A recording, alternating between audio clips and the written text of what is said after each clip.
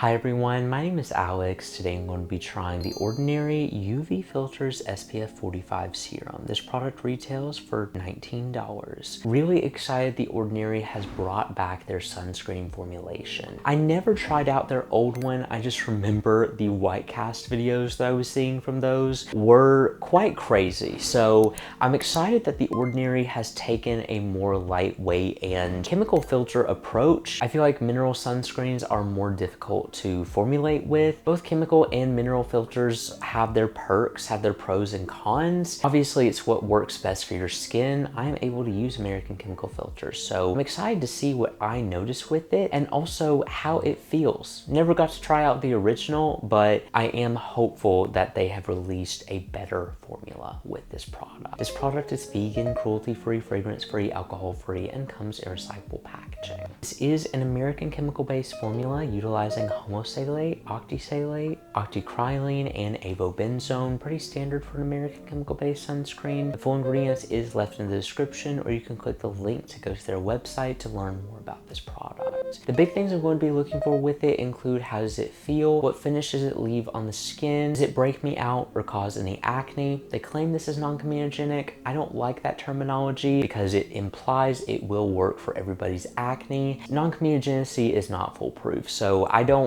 personally subscribe to using that, but I do want to see if it works for my acne prone skin. As for anything else, I'll be continuing to check in, so I will see you all in the next check-in. I'm here to give you all a quick check-in, also my first impression with this sunscreen. I'm really curious to see how it feels, how it compares to some other American chemical-based sunscreens on the market, because this is relatively more expensive for an Ordinary product, but they also are relatively more budget friendly compared to a sunscreen. This is a very fluid all white sunscreen. I'm also assuming, since it is chemical based, that it won't leave any white cast. A little bit dewy from what I could tell from the first impression, but it feels like almost like a light gel to water cream moisturizer texture. It definitely has a little bit of a glow at first. I'm gonna take out a 1/4 teaspoon of this. It does, we'll see how it performs.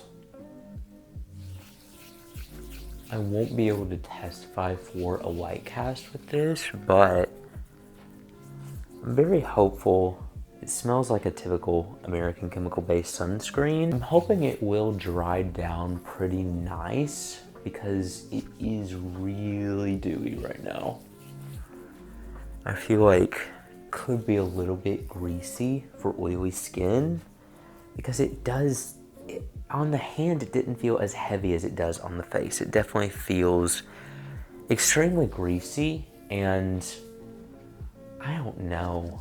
Unless it dries down really nice, right off the bat, I'm not thinking oily skin will enjoy this as much. There are definitely some better options. Because look at that. That is, oof. And it's crossing greasy territory. Like, it doesn't really leave a tacky finish like, you know, when you apply a sunscreen and you feel it on your hands. It doesn't really leave that, but my face feels like a grease ball right now. Like, unless this dries down, I'm not sure this is a sunscreen I'm going to A, want to reapply with, and B, want to just use in the first place because it is pretty greasy. Facial hair though, did pretty good in that. I didn't really have to work it in too much.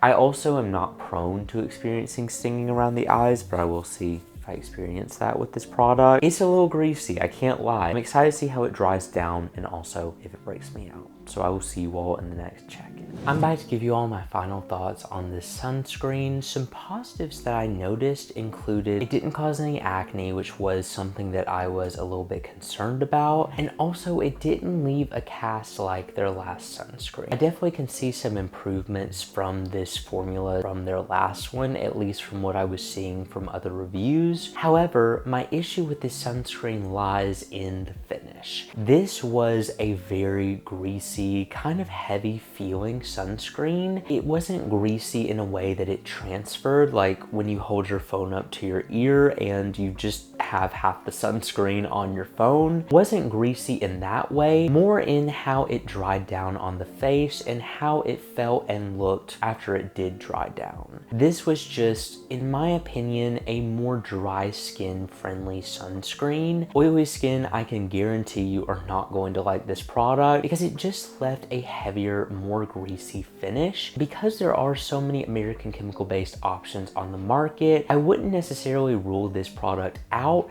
but there were some that I personally liked better, especially for the summer. It just was so greasy and made me feel really oily the more I would wear it, and it also didn't layer well with reapplication. It is hypothetically more light in terms of white cast because they obviously used American chemical based filters rather than mineral filters, so it is going to be more lightweight in that way, but the greasiness of it was past a level of moisturizing to me where it was just way too much for my skin. That's one reason I was surprised I didn't break out from it, which proves that there are a lot of factors that go into a product breaking me out. There have been greasy sunscreens in the past that I have broken out so bad from. It comes down to ingredients, comes down to formulation. A lot of different factors go into that. This is a better price point for a sunscreen that I have seen with a lot of other American chemical based options. However, I do love the Bioma Ultralight sunscreen way better. That's always the one that I go for, but that product was still more moisturizing but wasn't as greasy long term as this product, and that's why I feel like it is a better American chemical based option, and the price difference is just like $1. So I would see myself going for that one over this one. If you have dry skin, I think you're going to really enjoy this formula. It's just not a sunscreen that I found myself wanting to apply, and then I wouldn't find that I want to reapply it because the more layers I put on my face, the more greasy it would get, and